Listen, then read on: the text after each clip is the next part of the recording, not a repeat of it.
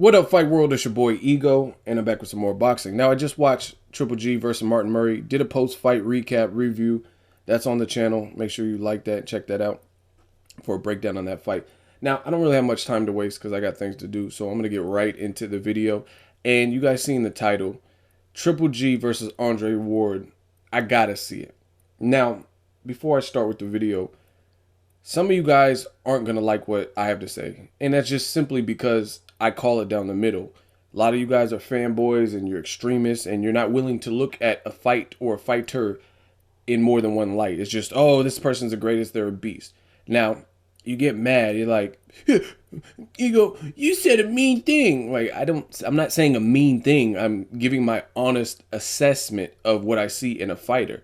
And when I say something good about that fighter, you don't say shit. You just thumb up the video and leave positive comments. But when I call it down the middle both ways, you guys get mad. Like, nobody's perfect. Everyone has flaws, including me. No one has a perfect fight game and looks perfect in every fight. So just save yourself the trouble. I'm giving you guys a way out.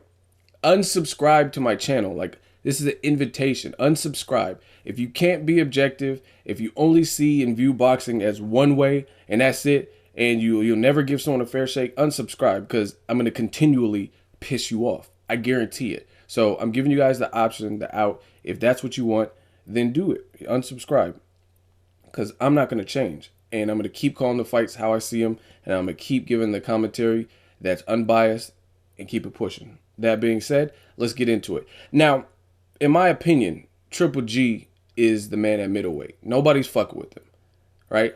And I posted this on Instagram. Some people, it caused an uproar. Some people left comments. Like, the thing is, some people hear key words, like target words, and and then they just bite on it and just start typing, or pause the video, or if they're on Instagram, just start typing. Don't do that, because you have to interpret and comprehend. Like, it's not just reading, it's reading and comprehension. It's not just listening, it's listening and understanding what you're listening to.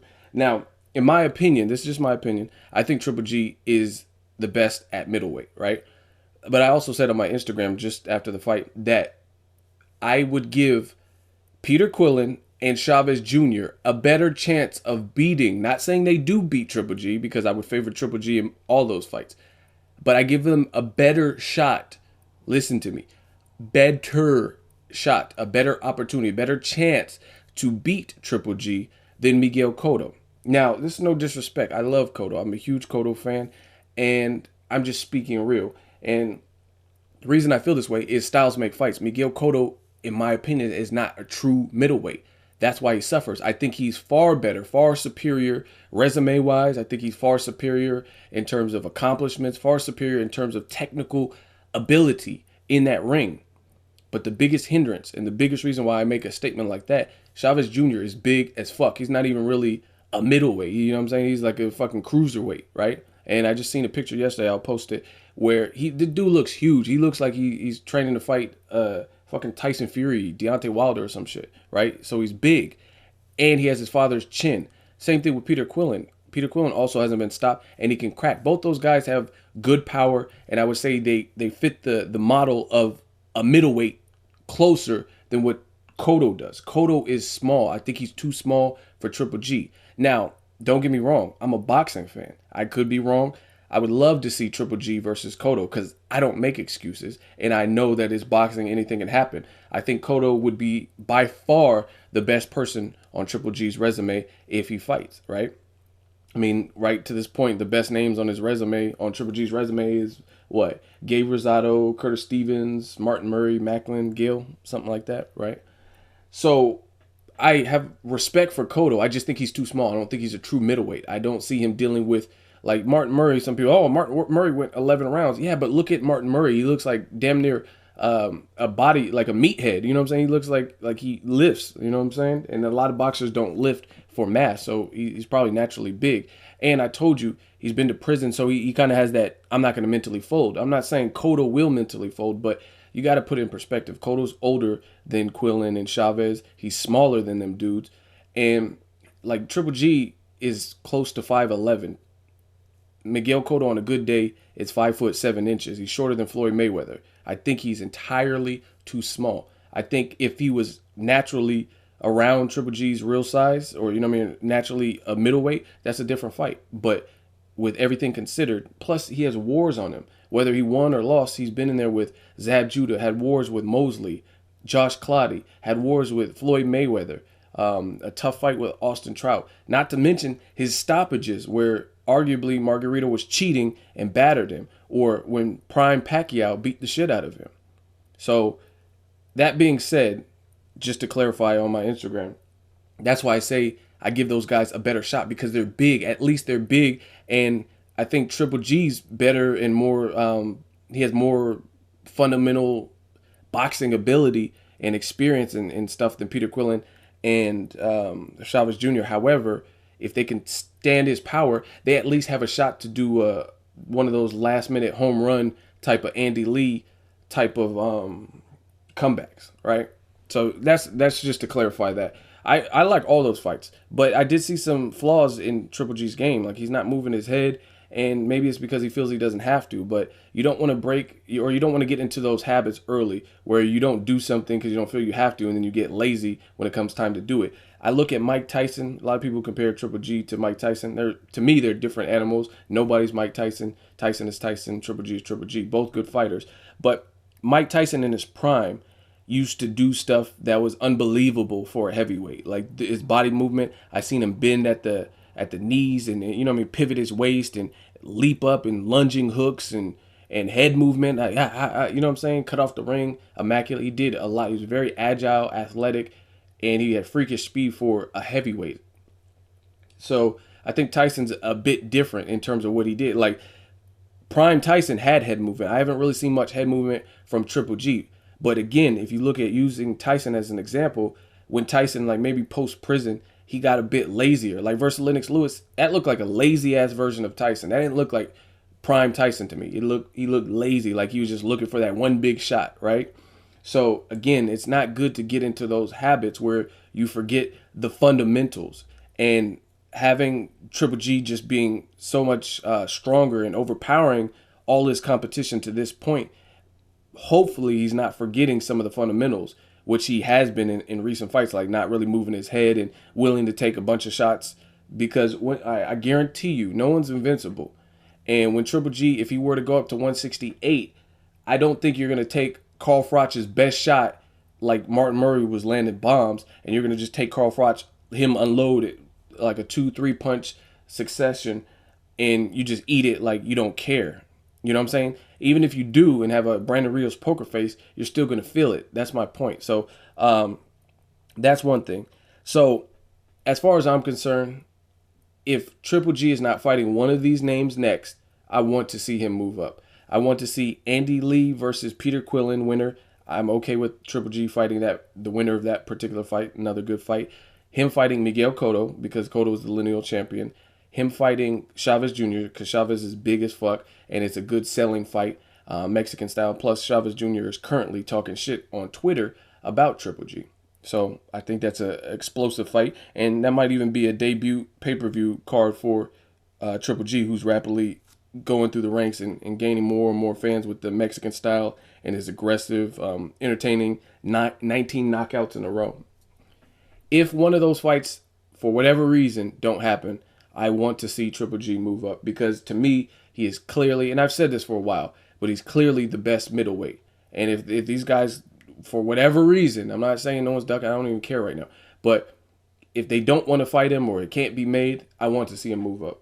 Move up, even if Chavez Jr., move up. Fight a guy like Kovalev, fight a guy like Carl Froch, fight an Andre Ward. And now I really like Andre Ward, and some people don't understand it. I would favor Andre Ward to beat him. And I felt that way for a while, but I really, especially after watching the Martin Murray, I really feel that way. Now, Triple G, he's a great fighter. I can't take nothing away from him, but I do see vulnerabilities and opportunities where a bigger guy can capitalize. Andre Ward, some people don't know, he used to fight at light heavy. He used to fight at light heavyweight, and that's where he actually got his gold medal from, at light heavyweight. I think Andre Ward is also very resilient. He got knocked down bad in the Darnell Boone fight, a big puncher, especially at that time, and he weathered that storm. He found a way to win. And there's a certain difference, a championship mindset that one can have that separates you. And I think Andre Ward possesses that, where he can not fight for damn near a year or whatever, and come back and have the performance and defeat an undefeated fighter like Edwin Rodriguez. That is not normal. Same thing, like you look at Mayweather. Mayweather took, a lot of people say this overweight stuff. Okay, yeah, he was overweight versus Marquez, right? But do you honestly, why doesn't Marquez want a rematch with Mayweather? He's been on record saying that. It's not ego saying that. Marquez has said that. It's not just because, he didn't lose solely because Mayweather was overweight. He lost because he can't beat Mayweather. And again, if you dispute that, then explain why and tell me why he doesn't want a rematch, even then when it made sense, like when he knocked out Pacquiao and he still didn't want a rematch with Floyd Mayweather. But again, Floyd Mayweather, a lot of people that bring up the weight thing, they always fail to mention this about Mayweather. Mayweather was out of the sport 21 months, nearly 2 years, came back and beat Marquez, a world-class fighter, a great fighter that's been fighting since maybe 1993 as a pro, been fighting before that in Mexico, I'm sure. And he beat him easy. He beat him like it was nothing, even had a knockdown, and he beat every single round. Like it wasn't even competitive. Most people don't do that to Marquez. Like Alvarado certainly didn't. Like I don't remember the last recent fight where Marquez lost every single round. So again, that championship mindset and mentality, not all fighters possess that. So I think Andre Ward is a very good fight. Actually, if Triple G can beat Andre Ward, I would try to, if I was Triple G, I would try to take the Ward fight next, because Andre Ward has been inactive. He just signed this big Rock Nation deal. You're looking to get to that next pay-per-view star status level. So I would try to take Andre Ward, who's been very, very inactive and hasn't fought since Edwin Rodriguez, if I was Abel Sanchez and Triple G, especially if you can't get these guys at middleweight to actually fight you. So that's my personal opinion, but I think Ward will beat Triple G. I could be wrong. I don't think I am, but I could be wrong. I just see Andre Ward, he's not going to. Martin Murray got to the 11th round by being able to take a punch, having tremendous heart, and the mental fortitude not breaking. Andre Ward, to me, has that edge where I talked to his strength and conditioning coach and did an interview with him. It's on the channel. And Tony Brady was just saying that Andre Ward has an unbelievable work ethic. And I don't really think people can doubt that. Even if you look at him, and I'm not just saying this because I'm from the Bay Area, because you can tell by the tone of this video, I'm not joking or anything. But Andre Ward has remained in shape. A lot of people claim, oh, he ain't fought in 2 years and he's retired and all this, right? So using that joke and then spin it, just flip it, and realize, how is this man, like, why would you should be commending this man, not for not fighting. I don't think that's good, and I don't think that was a good look for his career, but you should be commending him for the simple fact that how is he even staying motivated? I seen Andre Ward when I was out in Denver. He called to fight for a Rios Alvarado 3. The man was already lean and trim. He looked like he could fight in a month, in a week. You know what I'm saying? He was shredded. He looked like close to his fight weight. So again, people should be honestly praising that he's not ballooning up and getting depressed, eating bonbons and hot dogs with sauerkraut on it, and staying in shape, staying in the gym. I got tons of Bay Area connects, right? And he works. He's working. So that's he has the element of surprise, I feel.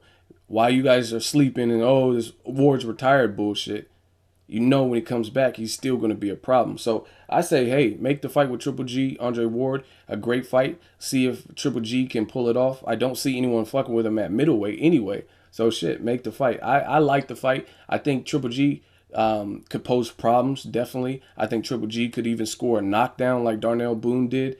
But ultimately, when I really analyze the fight, I can't see Triple G beating Andre Ward at 168. And again, I mean, so for the flip side of that is Andre Ward, I wouldn't just go right in. I think for Triple G, just to get the monkey off your back, I would push for the Andre Ward fight. But if I was Andre Ward, I would probably come back to a tune-up fight, because Triple G is looking like a monster, and that's not the type of fight you want to immediately come back to. A guy who's going to stay on top of you. I've seen plenty of interviews. I think it was Tavoris Cloud that said this dude can crack. Triple G hits like a light heavyweight.